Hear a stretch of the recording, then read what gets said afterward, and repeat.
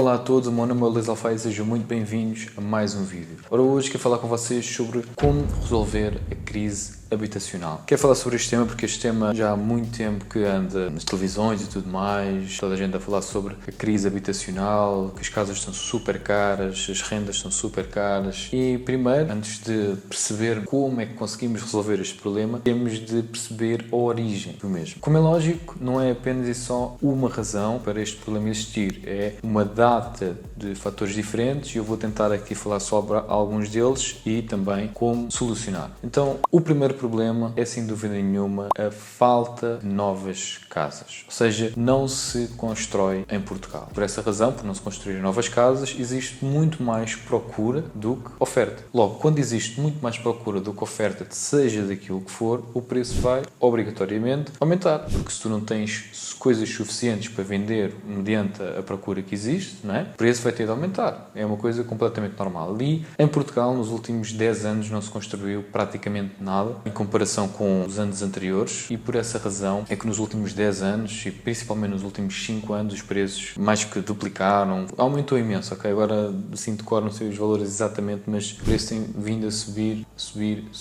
e não para de subir. E a verdade é que também existem outros fatores, tal e qual como por exemplo os juros neste momento aumentaram, ok? E muitas pessoas viram a prestação da sua habitação aumentar. E neste caso aqui em concreto não tem a ver com falta de casas, mas sim, se tens uma taxa variável, logicamente quando os juros aumentam, a tua prestação também vai aumentar. E aliás, isso aí estamos a falar aqui dos juros da habitação, não é? Como é lógico, não é? É sempre a maior prestação que as pessoas têm para pagar, não é? A renda da casa, ou a prestação que estão a pagar ao banco, não é? E então aí é onde se sente mais o aumento dos juros. Neste caso aqui, é mais um caso, na minha opinião, de falta de literacia financeira e as pessoas compreenderem o que é que estão a fazer quando assinam um contrato que diz, bem, isto tem uma taxa variável, as pessoas não fazem a mínima ideia do que é que sequer estão a assinar e depois houve-se casos de pessoas com uma taxa de esforço de 70%, 80% e claro, como é lógico, isto é insustentável e pode-se dar o caso, não é, das pessoas perderem as casas, não é, porque fizeram empréstimos que não sabiam muito bem o que é que estava a acontecer. Ok, a renda fica mais barata desta forma, então fazemos, sem saber que, logicamente, que uma taxa variável na altura era mais barata, mas que a taxa fixa é fixa e, portanto, não podemos comparar uma coisa com a outra, não é? Mas aí, nesse caso, vai de encontro a Portugal ser o país com a pior literacia financeira da Europa. É normal que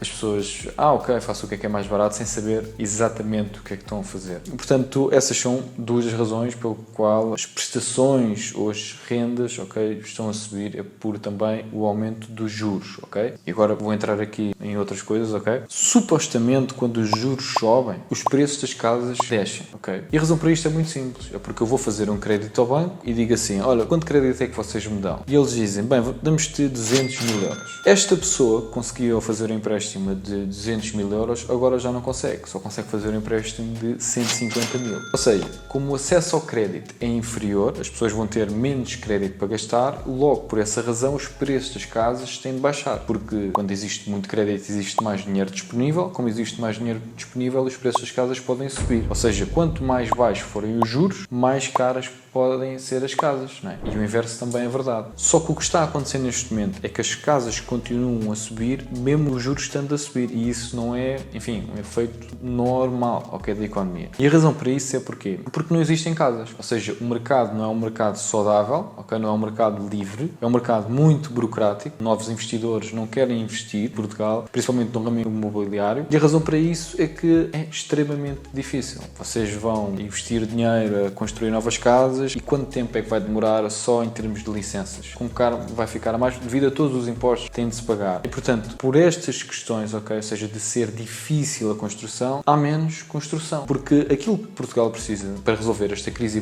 habitacional é extremamente simples, ok? É literalmente erradicar todos os impostos a ver com a construção, porque isso vai incentivar investidores, seja nacionais ou do estrangeiro, a investirem dinheiro na habitação, que é isso que nós precisamos. Precisamos de novas casas, precisamos de mais casas. Minimizar o máximo a burocracia de construção, arrendamento, venda, o máximo possível. Quanto menos burocracia existir para isto, melhor. Porque se existe menos burocracia, menos papelada, menos impostos, na minha opinião a solução é zero, começa a ser muito mais atrativo para investidores nacionais e também investidores de outros países, ok, onde dizem, não, espera aí, estás-me a dizer que os impostos são zero? Estás-me a dizer que é extremamente fácil construir novas casas e pôr elas a arrendar e pôr elas a rentabilizar? Estás-me a dizer que consigo ter um retorno sobre investimento, por exemplo, de 10%, 15%? Isso começa a ser atrativo, começa a ser muito atrativo. E, portanto, este é que é o problema, é que o nosso país é contra o lucro, o nosso país é contra os investidores, o nosso país é contra o grande capital, como se costuma dizer, não é? Eu vejo pela cidade montes de cartazes a dizer lucros extraordinários, como se isso fosse uma coisa que isso existisse. Claro que é uma coisa que não existe. Uma empresa é para dar lucro, se não dá lucro tem de fechar. Então, mas a empresa é para dar lucro, mas está a fazer lucro à conta das pessoas. Não,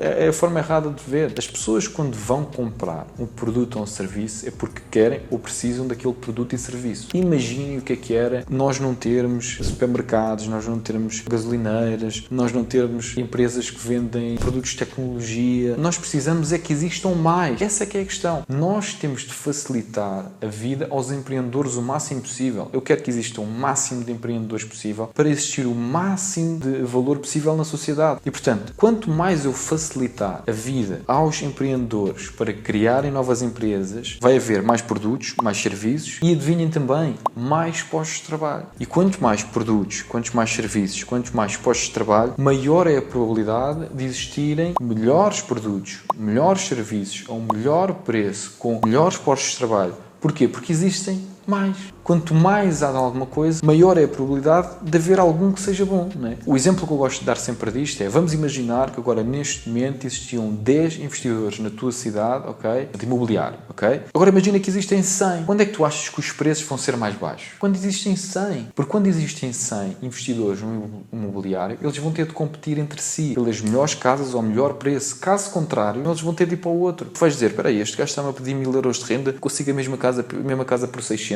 ou uma casa melhor por 600, então vou. E aquilo que está a 1000 não consegue alugar, não tem hipótese nenhuma. Só que o que acontece hoje é o contrário. Não existem 100 investidores na tua cidade. Existe 2, 3, 5, 10. Como é lógico que depende da cidade que estás, se for maior ou mais pequena. Mas a verdade é que existem poucos. Muito poucos. E por essa razão o preço é caro. Tudo na economia funciona desta forma. Talvez a lei mais básica da economia, ok? Procura e oferta. E neste caso aqui em concreto, nós temos de perceber porque é que não existe oferta. Temos de perceber, a procura é óbvio, ok? Temos muita imigração, temos muitas pessoas que querem, como é lógico, fazer a sua vida, sair da casa dos pais e pronto, a parte da procura é óbvia, as pessoas precisam de casa para morar, não é? E depois temos a parte da oferta. E a parte da oferta nós percebemos. Os investidores, pessoas têm dinheiro para investir, não querem investir no imobiliário. Portanto, como resolver a crise habitacional? Extremamente simples. Erradicar todos os impostos sobre construção, compra ou venda ou arrendamento de casas, ok? Essa, na minha opinião, seria a primeira medida. Depois, retirar, ok, aquelas burocracias todas para a construção, para o arrendamento, ok? Tem de ser uma coisa onde seja mais equilibrado entre aquilo que é os direitos, ok, e os deveres do inquilino e do senhorio, ok? Porque, reparem, quando começam a pôr tudo a favor do inquilino, ok, que é aquilo que acontece em Portugal, o que acontece é que os senhorios sentem demasiado risco a pôr o seu imóvel para o arrendamento. Então, o que é que eles fazem? Não metem, ou compram e vendem, não é? Ou então nem sequer entram dentro desse